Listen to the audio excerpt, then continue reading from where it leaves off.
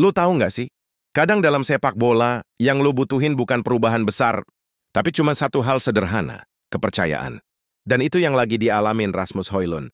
Si anak muda Denmark yang sempat dijuluki flop mahal Manchester United, sekarang lagi jadi mesin gol baru Napoli. Cerita comebacknya gila banget, bro. Dari dicaci di Inggris sampai dielu-elukan di Italia. Musim 2025-2026 baru aja mulai, tapi nama Højlund udah jadi salah satu yang paling panas di Serie A. 4 gol dari 6 pertandingan di semua ajang. Itu bukan statistik biasa. Apalagi buat pemain yang sempat kehilangan arah 2 musim di Inggris. Napoli kayak nemuin puzzle terakhir yang hilang, dan kebetulan potongan itu adalah Højlund. Dan yang paling seru, semua ini terjadi di bawah arahan Antonio Conte. Pelatih yang terkenal keras kepala, disiplin, dan penuh tuntutan. Tapi justru Conte lah yang berhasil menghidupkan kembali insting predator Højlund. Kayak dua karakter berbeda yang ternyata cocok banget, si pelatih taktis dan si striker muda yang lapar pembuktian. Waktu pertama kali kabar, Højlund ke Napoli muncul di bursa transfer. Musim panas kemarin banyak yang kaget. Loh, emangnya MU udah nyerah secepat itu? Iya, ternyata begitu. Setelah 2 musim penuh tekanan, Højlund dipinjamkan ke Napoli dengan opsi pembelian permanen. Buat MU, itu mungkin sekadar bisnis, tapi buat Højlund, itu awal dari bab baru dalam hidupnya. Kalau lu inget, MU dulu nekat banget pas beli Højlund dari Atalanta tahun 2023. Harga transfernya nyentuh 72 juta. Waktu itu fans pada berharap dia bakal jadi Erling Haaland versi Denmark. Sayangnya, realita nggak semanis itu. Performa MU yang kacau, tekanan dari media Inggris yang brutal, ditambah ekspektasi nggak realistis. Semua itu kayak beban 10 ton di pundak anak 20 tahun. Musim pertamanya masih lumayan, tapi musim keduanya mulai banyak momen frustrasi.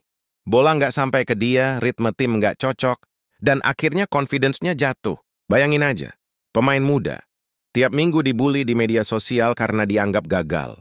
Dari situ, kelihatan banget betapa pentingnya peran lingkungan buat perkembangan pemain. Nah, pas Napoli datang dengan tawaran pinjaman, itu kayak sinar cahaya di tengah kabut buat Højlund. Napoli butuh striker muda, cepat, dan kuat secara fisik.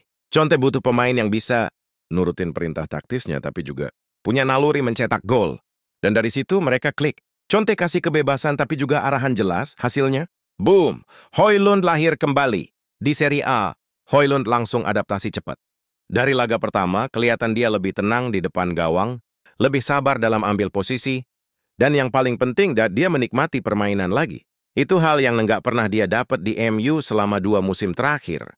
Conte ngasih kepercayaan total, dan lu tahu sendiri buat striker, kepercayaan itu segalanya. Pertandingan lawan Genoa jadi titik puncak awal kebangkitannya. Napoli menang 2-1, dan siapa pencetak gol pembuka? Ya, si Viking muda ini. Dia bukan cuma nyetak gol, tapi juga bantu bangun serangan, buka ruang, dan jadi pusat perhatian. Setelah laga, Højlund ngomong santai ke media. Saya nggak ubah apapun. Saya cuma kerja keras setiap hari dan bantu tim. Kalimatnya sederhana, tapi lo bisa ngerasa aura percaya diri yang beda banget. Conte langsung muji habis-habisan. Katanya dia baru 22 tahun dan dia punya potensi besar. Dia cuma butuh waktu dan kepercayaan.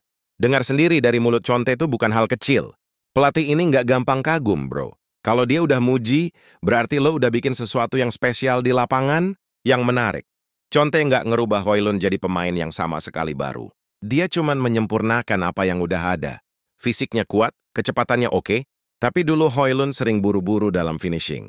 Conte latih dia buat lebih sabar, lebih efisien, dan tahu kapan harus nembak atau ngoper. Sekarang hasilnya kelihatan banget. Højlund jadi striker yang klinikal, tapi tetap natural.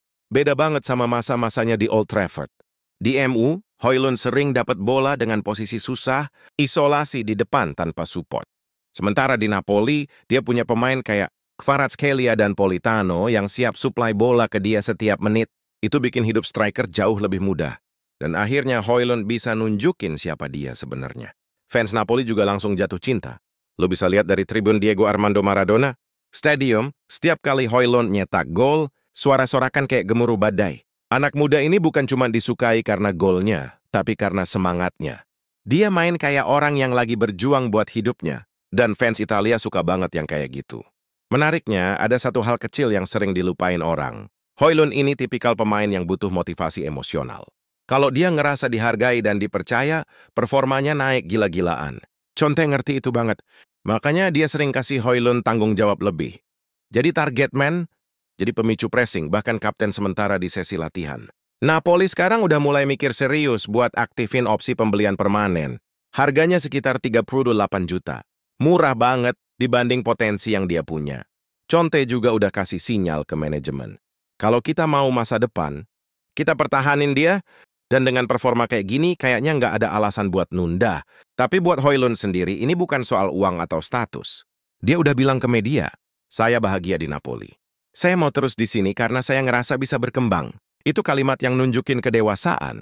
Dulu dia mungkin tertekan karena harus buktiin harga mahalnya, tapi sekarang dia fokus ke hal yang lebih penting, progres, bukan pembuktian.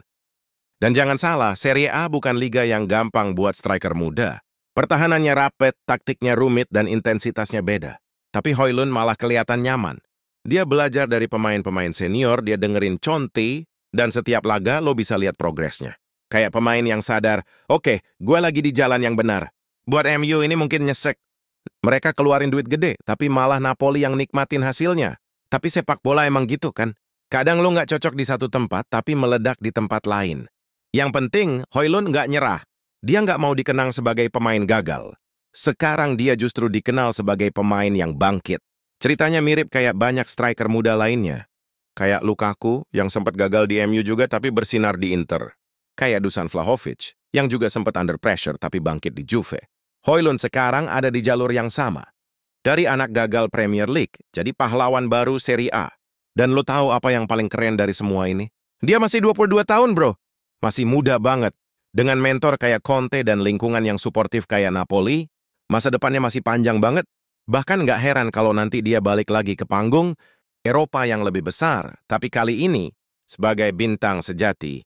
Jadi kalau lo lagi nonton Napoli dan lihat Højlund nyetak gol sambil ngeluarin selebrasi khasnya, ingat satu hal. Itu bukan cuma selebrasi kemenangan. Itu simbol kebangkitan. Kebangkitan dari tekanan, dari keraguan, dari kritik yang dulu sempat nyakitin. Højlund udah buktiin, kalau lu punya mental baja dan tempat yang tepat, lu bisa balik lebih kuat dari sebelumnya. Rasmus Højlund bukan cuma kisah striker muda yang sukses di luar negeri. Dia adalah contoh nyata bahwa dalam hidup dan di sepak bola, yang lu butuhin kadang cuma satu hal sederhana, kepercayaan. Conte kasih itu, Napoli kasih itu, dan Højlund ngebayar balik semuanya dengan performa luar biasa. Dari flop mahal jadi Viking kebanggaan Napoli. Dan siapa tahu kisah ini baru aja dimulai.